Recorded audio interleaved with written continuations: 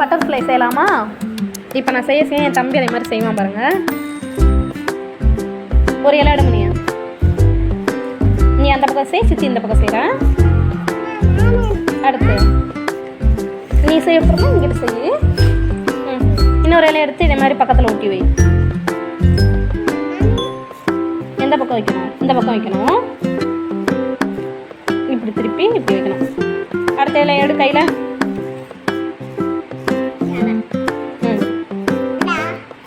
முன்னாடி எப்படி வச்சு அதே மாதிரி வை. முன்னாடி எப்படி வச்ச இலையை திருப்பி இப்படி வைக்கணும். அடுத்து இதுவும் அதே மாதிரி வச்சாச்சா? திருப்பி இப்படி திருப்பி வைக்கணும்.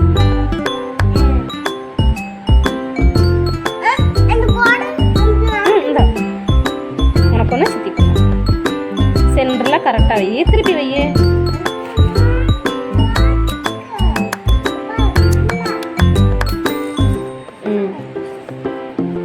சின்ன பசங்க தானே, கொஞ்சம் கூட முன்ன பின்ன தான் செய்வாங்க. நம்ம தான் கொஞ்சம் அனுசரித்து சொல்லி கொடுக்கணும்.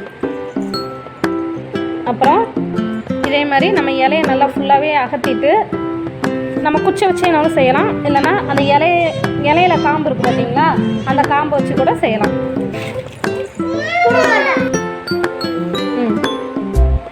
அப்புறம் கண்ணு,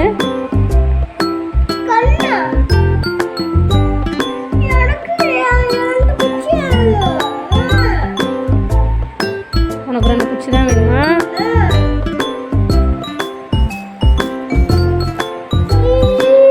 சூப்பர். இன்னும் 2 பிள்ளைங்க மட்டும் எடுத்துருவா.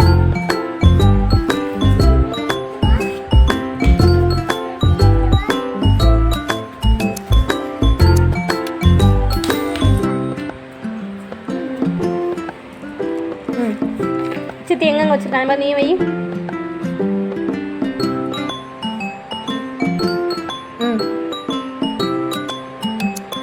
இலைக்குள்ளே வைக்கணும். அடுத்து இங்கே ஒன்று, இங்கே ஒன்று. பட்டர்ஃப்ளை மாதிரி கொஞ்சம் கொஞ்சம் இல்லை, கலரிங் கொடுத்தா செம்மையாக இருக்கும்.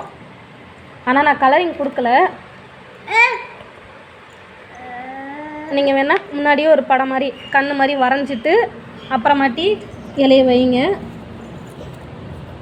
அதுக்கு மேலே கரெக்டாக புளிய முட்டையை வச்சு அழகாக பண்ணுங்க, நல்லாயிருக்கும்.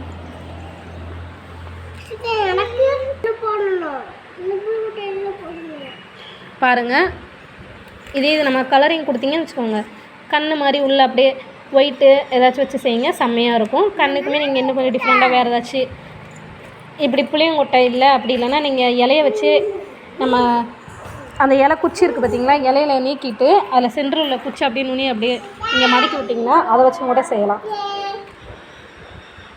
எங்களுக்கு தெரிஞ்ச பட்டர்ஃப்ளை இந்த மாதிரி தான் இருக்கும்னு நாங்கள் நினைக்கிறோம். பார்த்துக்கோங்க.